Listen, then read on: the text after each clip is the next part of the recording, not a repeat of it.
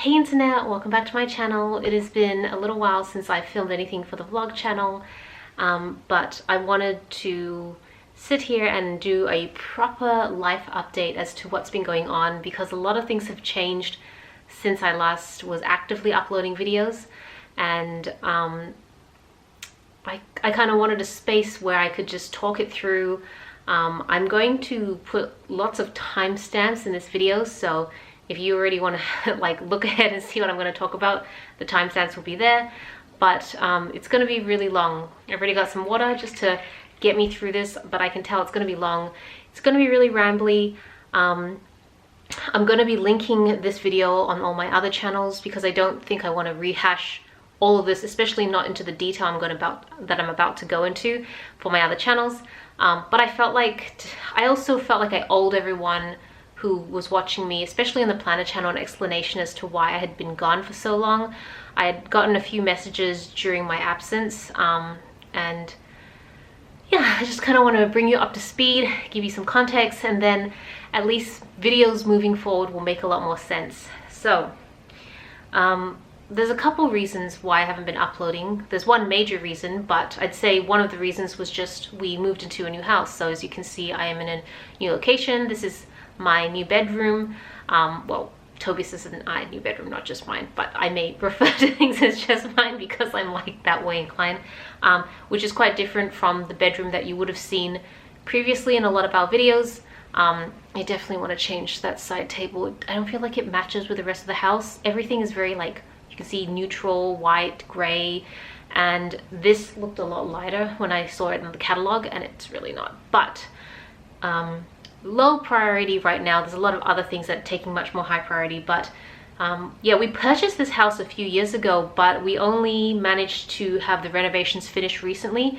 The renovations were supposed to take a few months. You would have seen previous vlogs on that, and it ended up taking 2 years.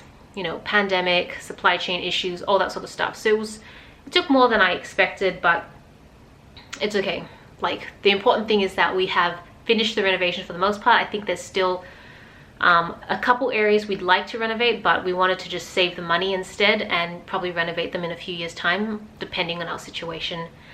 So that was one of the reasons, but the biggest reason is that I am currently 9 months pregnant, and so I'm actually due any week now. Sometimes I'm not sure if I'm about to go into labor or not, because I kind of think, is this labor? Because I start contracting and then it fades away and it's not, so I'm like, okay, no, it's not labor. So I still have a few more weeks until I hit full term, but it could happen at any point. I do want to acknowledge how sensitive this particular topic is, so I would have probably put trigger warnings somewhere just to let you guys know that it is a sensitive topic. I'm only sharing my personal experience with pregnancy and everything I've been through, which unfortunately isn't been all that positive. So I just kind of want to put that out there because I know that I don't know, I just don't want to come off any sort of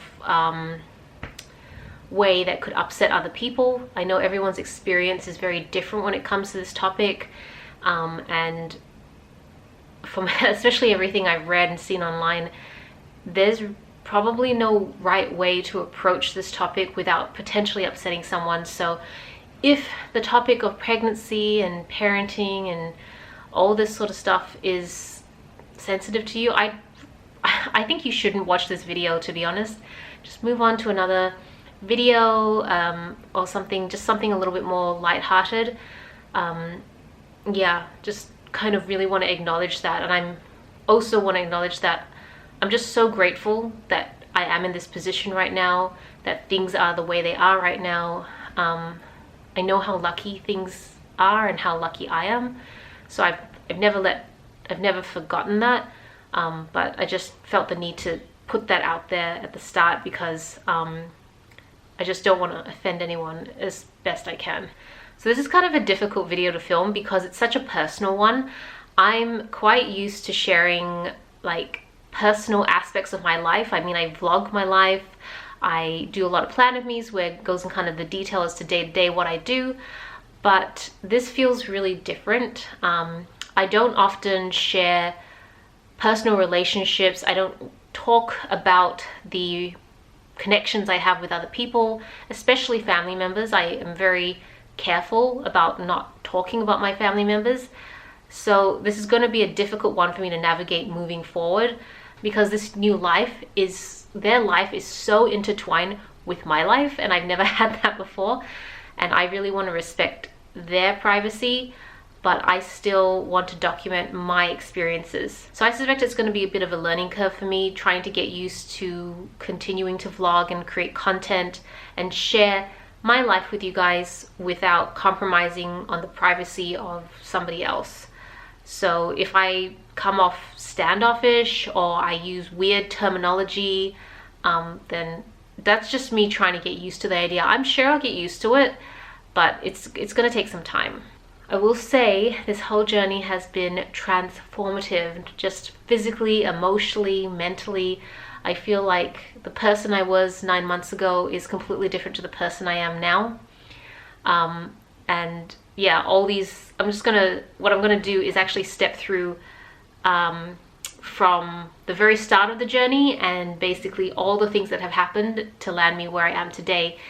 Hence why I said this video is gonna be long, because it's gonna be very rambly. But yeah, timestamp below so you can jump ahead to whatever portion you're interested in. And if you keep wondering why I'm looking down, I have my iPad down here where I've taken like a bunch of notes, because I have filmed this video 3 times now and I keep missing things.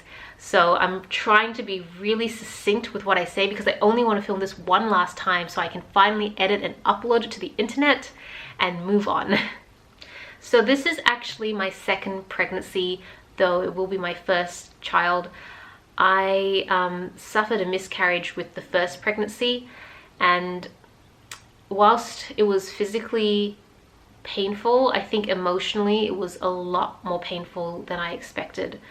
So I kind of wanted to like start with that, because I want to, I feel like being honest about the fact that I have experienced a miscarriage and a loss kind of was the foundation for the rest of the experiences I was going to have to some degree.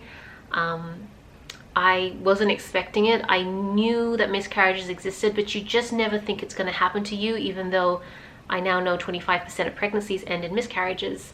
But yeah, I became very anxious as a result of it. I had a lot of negative thoughts. It's actually one of the reasons I had to start doing meditation, because prior to that I was always an anxious person, but this kind of just like elevated all those negative feelings and thoughts.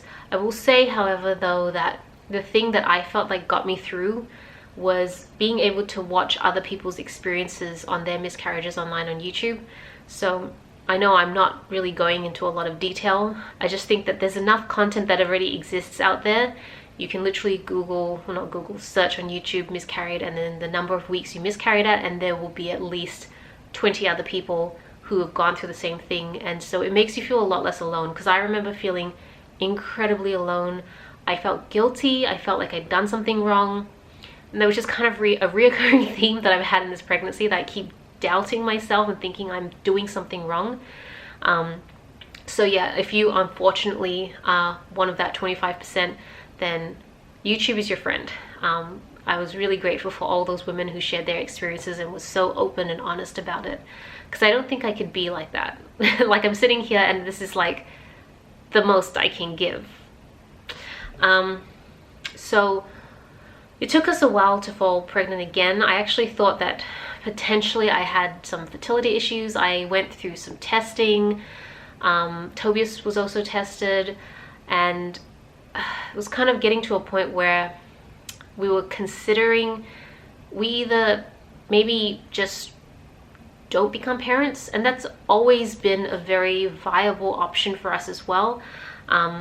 As much as we wanted this, I knew that we could be happy without a kid as well. So yeah, we're kind of in that, like, I don't know if it's a unique position, but I know a lot of people who desperately want children and would do anything for them, and then I know other people who desperately do not want children. In fact, I have many friends who have gone through surgery to prevent that from happening at a very young age. So I can see both sides of it, but when you're in it, you're kind of fixated on one goal, so it is a little hard to kind of move back and think, okay, but maybe this is not something we want.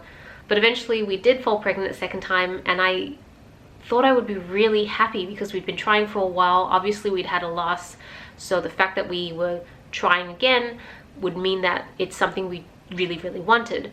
So I was really surprised when overwhelming happiness was not the thing I experienced. I actually kind of went into a bit of a panic mode, and I could tell that some of that was because of the fear of going through another miscarriage. So it's almost like because of the first experience I had, I was unable to enjoy the second one because I was like panicking and in fear, and I was just like, in my mind, I didn't think it would continue. I thought I would probably end up with another miscarriage, even though there's no evidence to suggest that that would happen. But this time it would be further along and would be much more traumatic. So I think that's why my mind was already preset into like kind of a negative state about the whole thing. After I had passed the time of my gestation with the last pregnancy, so kind of passing, like gone beyond the miscarriage timeline, I started noticing that my behavior, my negative thoughts started changing. It was so weird. I was struggling to get out of bed. I was constantly just really sad. I had to take days off work because I couldn't function at work. I wanted to just sleep all day. I didn't even want to like do basic human things like shower and eat and talk to anyone. I don't want to talk to any family members. I just wanted to be alone, and I just wanted to cry. Like I remember crying a lot. And so you can imagine that the last thing I wanted to do was create content. That was pretty much around the time, I think end of October is when I stopped creating content at all, and I disengaged from social media because that was exactly when that happened. And it was like suddenly there was no point in anything. Like, it's hard to describe now because I feel so different to that mindset. Like, I'm so different right now. But there was just really no point in existing anymore. Like, why eat? There's no point. Why go to work and make money? There's no point. Like, everything was pointless. And I remember Tobias kind of like, I knew he was really worried, but he didn't know what to do. And I wasn't quite sure why I was feeling like this. And then I discovered, well, I ended up reaching out for help because I knew that something was wrong. I knew that I'd never felt like this before. As I said, I've been an anxious person, but this is just like a whole new level that I couldn't comprehend. And I was starting to worry that something might go wrong. So I reached out, and it turns out that I was diagnosed with antenatal depression, which I didn't even know existed. I've heard of postpartum depression, but this type of depression exists during pregnancy. So I was kind of shocked that that was the reason, but also kind of relieved in a way, because then I knew that there was hopefully something I could do. I don't want to like go into all the detail, but I think that if anyone out there has experienced depression before and you've come out the other side, I think you know exactly what I'm talking about. And I'm just really grateful that I had the sense of mind to reach out for help, because I know many people don't have that option. Yeah, it's really opened my eyes to how important mental health is. I've always valued mental health, but I value it so much more now. It's insane. I do want to highlight an organization in Australia called Panda. They really helped me out at the very beginning until I settled on a more permanent psychiatrist, who I do see now today. I actually just saw her today, and I've been seeing her throughout the whole pregnancy, and it has changed my life so much. But Panda really saved my life at the start, so I'm going to link them down below. It's something I'm very passionate about now. It's something that it's a cause close to my heart, obviously, but it's free. It is a little difficult to get someone online because I think so many women are calling in for help, and men. I should also state that it's not just exclusive to females, it just happens to be generally more females going through it. I will link them down below. I did just want to highlight antenatal depression because it isn't very common. I think even when I was Googling it, there are women who experience it, but not to the same extent of postpartum depression. So I just wanted to highlight that it exists. If you are experiencing something similar in your own pregnancy, then please call the Panda helpline. They will definitely help you out. So that period of my life lasted quite a while. Like, to some degree, I'm still working through a lot. I was really glad to have found a psychiatrist that could help me, because she really helped me uncover some of like the reasons why my mind was thinking this way, like how I process my thoughts and emotions. So during the first trimester, in terms of actual just like standard symptoms, I suffered a lot of morning sickness, or as we would call all day sickness. There were some days where I would literally be throwing up like 3-4 times a day, and I had nothing left to give, so I knew I was throwing up stomach acid at that point.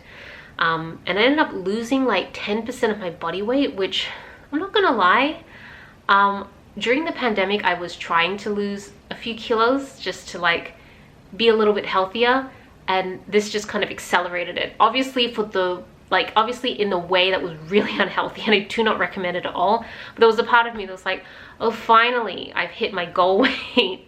I don't know, I had to see the positive in it, right? I had food aversions. I could not stand the smell, taste, or even just the look of onions and garlic, which I love. I have them in almost every meal I eat, but during that period I couldn't stand it. So I had to be really, to be fair, because I was going through so much morning like nausea, most of the time my meals consisted of just like carrot sticks and cucumbers, and I would drink milk to try and introduce more fats and protein, but those were literally the only meals that I would eat. And if I was to eat anything else, it would be like a tablespoon of maybe rice. I think about it now, I'm like, oh my gosh, how do you survive? But apparently it's pretty normal for some women to go through that. So and my doctors were with me the whole time. My OBGYN is so good, she's so amazing, and so she was very reassuring that, you know, not to panic, that some women actually have it a lot worse, in the sense that they have to go to the hospital on an IV drip because they become so dehydrated. Fortunately, it never got that bad for me. I guess the other thing is I was experiencing a lot of tiredness, which is again a pretty common symptom, but I was sleeping a lot because of the depression I was going through, so I couldn't tell what was tiredness from the pregnancy and what was just like my inability to get out of bed because I just couldn't mentally pull myself together. So that was the first trimester. The second trimester was probably the most positive trimester. I think for most people they refer to it as the honeymoon trimester, because the morning sickness was starting to fade. I was starting to actually feel better with my mental health, because I was actually starting to feel better with my mental health because I was seeking help, and I was doing the exercises, and I was really self-reflecting a lot more, and the food aversions were slowly starting to subside. So all of those things kind of made the experience a little bit more positive. I also started to feel kicks pretty early on. It's weird, they say that if you have your placentas at the front of your uterus, that you shouldn't be able to feel kicks until a bit later in the pregnancy, and especially because, yes, it's my second pregnancy, but it's the first that I've gotten this far. But I could feel them at like 15 weeks, so I felt them really early, and my placenta's right in the front. So I don't know why that was the case, but I'll take it, because I thought I would freak out when I felt the baby kick. But after about a few days of like, oh, this is kind of strange, I started really enjoying it, and I was just like, and I still am, even though now like the baby is so strong and I feel like you could just see like limbs come out. I know it's freaky. If you haven't gone through pregnancy, or you're not that way inclined, it can sound really daunting, but I'm just really grateful for every movement I get, because I know that means that they're healthy and they're doing well. So yeah, that's something I'm really grateful for. So now I'm moving on to the third trimester. at the start of the 3rd trimester is usually when they expect you to do a glucose test, which is this really sickly sweet drink that you drink. They test your blood first, then you drink it within like 2-3 minutes, and then an hour later they test your blood, and then another hour later they test your blood again, and they just want to see how your body is processing the glucose. This is a test I wasn't looking forward to, but I was pretty confident I'd be fine, because I just assumed I would be fine. I don't know why I made that assumption. It was a very incorrect assumption because I was diagnosed with gestational diabetes, which, again, when I heard the results, I felt insanely guilty because I just assumed it had to be something I did wrong. Now that I've educated myself, I know that that's not necessarily the case. In fact, it probably isn't the case. And I also know that there's a big difference between type 1, type 2, and gestational diabetes. And a lot of the preconceived notions I had before were very misinformed. I think why it shocked me so much is because I generally eat healthy. I don't really exercise much, but I maintain a pretty healthy weight. I don't have a family history of diabetes. In fact, the only person in my personal life I know has diabetes is a cousin of mine, and it's mostly because he's led a very unhealthy life. But other than that, I don't really know anyone in my family with diabetes. Yeah, I just didn't expect it to happen.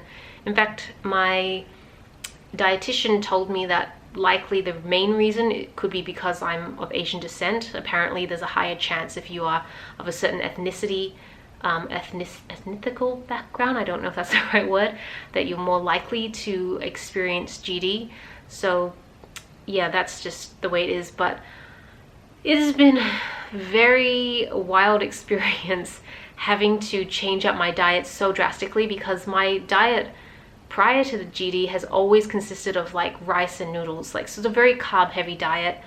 But on the new GD diet, I have to basically control my carb intake quite a lot, to the point where there's some times where I just don't bother having a carb portion of the meal. I will still have like carb-like vegetables like potatoes, sweet potatoes, pumpkins, those sort of things, but I wouldn't have rice or noodles anymore because the amount I can have is so little that it's just kind of pointless.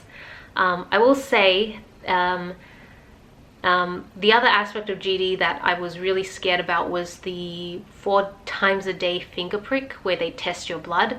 I was terrified of that because I hate needles. I'm so scared of needles. Although the pregnancy has kind of forced me to be a little bit more comfortable with needles now. So I've gotten better over my fear of it. But yeah, the finger pricks, I've been doing it for months now. I still don't like them, but I'll do them. Like, I'll just do it really quickly now. So it's helped me overcome some of the fears that I previously had. And I will say that one of the true things that I'm grateful for, like, I still wouldn't have wanted GD and I wouldn't wish it on anyone, but I am really grateful for the amount of knowledge I've obtained on nutrition. Just understanding how proteins and fats and carbs and sugars and sodium and all those sort of things work, to the point where I actually ended up ordering some university books that people who study the Bachelor of Nutritional Science would typically do for their first year. I'm not intending to go back to uni and do that particular degree. There are other degrees I would love to go back and do one day, but I just find it so fascinating. It's just so interesting. And why not educate myself more on this, because it's knowledge that I can carry forward with me even after delivery, which hopefully after delivery the GD goes away and I can resume my life as per normal, hopefully. I think I have to do the glucose test again after a certain number of weeks just to make sure I don't have type 2. I'm pretty sure I don't, but then I was pretty sure I didn't have GD to begin with. So either way, my life has forever changed. Like, my nutritional life has forever changed. I'm never going to be able to consume sugars as freely as I used to. Bubble tea, like, I love bubble tea. I miss it so much. But that is a lot of sugar, like a lot of sugar. Even when you ask them to not put sugar in it, there is still sugar in there. There's still carbs in there. So, and you start to realize that, my goodness, 80% of what's in the supermarket is actually it's not very healthy for you. and it's really just like a certain section, like the fruit, veg, and maybe the protein sections are the only ones that are like healthy, in the sense that because it gives you control over how to cook them to make them healthy meals. So very eye-opening. I'm actually thinking I might do like a day in the life of like what I consume and how I manage my GD. I will say the other thing I'm really lucky for is that I am not on insulin. I was a bit worried that I may have to go on insulin, but for me it's all diet controlled. So I consider myself very lucky in that sense, because I know quite a few women do have to be on insulin, and I can't imagine having to take more needles than I already have. So the last things I want to talk about regarding the pregnancy is really more around, well, one, I feel really heavy and out of breath. That's a given. Identity. I've done backflips, twists, turns, somersaults on my identity since falling pregnant. I think that also was a big part of why I went through the depression that I went through, and a lot of the issues and anxiety, because I have always identified myself according to my job, which is not a good thing to do, but I think it's a very understandable thing. A lot of people tend to do that. So I've always, and it felt easy to do that because I think society expects that of you. But then when you become a mum, does that go away and now I'm just a mum? Like, I don't know. I still haven't quite figured out the whole identity thing. I do know that I'm going to keep trying to focus on the things that make me happy. I'm still going to make content. I'm still going to run a sticker shop. I've got loads and loads of little like ideas in the back of my mind that I want to pursue, other hobbies or business ventures I want to pursue. I want to still continue to grow my career. Those are all things that are still important to me. It hasn't changed. But now I have this like additional title, and it's just a part of my life. It's a big part of my life, very big part of my life, but it's not my whole life. At least I say that now. Maybe I'll change after I deliver and my whole mindset will change. I feel like one thing I've learned is that I'm allowed to have my opinion, but I'm also allowed to change it at any point in time for any reason. I feel actually that way very strongly about women when they're asked about, do you want children? When are you going to have children? Which, by the way, you should never ask those sort of questions, because during the time when I was trying to fall pregnant for the second time, it killed me when people talked about whether I was going to have kids or not, because it was just such a raw, sensitive topic to me, and I couldn't tell anyone I had had a miscarriage. I just didn't feel comfortable.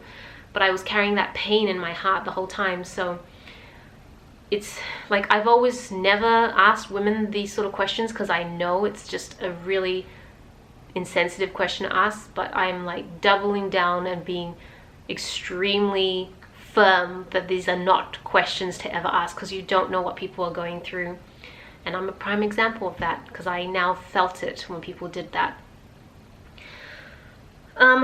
So that's pretty much the end of my experience. I guess the last bit is birth and the 4th trimester. I don't really know how much of all of that I'm going to specifically share on the vlog channel. I don't think I'm going to share any of it on my other channels. Those other channels are going to just chug along as usual, which is good, because I don't really want my channels to turn into like mummy blogging or parenting blog or family channel or anything like that. And that's simply because I'm not interested in that sort of content. I myself don't really watch that content. I don't like making that content. I love my passion projects. I love stickers and planners and makeup. I love travel. That's the other thing. I am going to vlog my travels. I'm obviously going to now have a child that joins me on these travels, which is probably one of the most exciting things I'm looking forward to.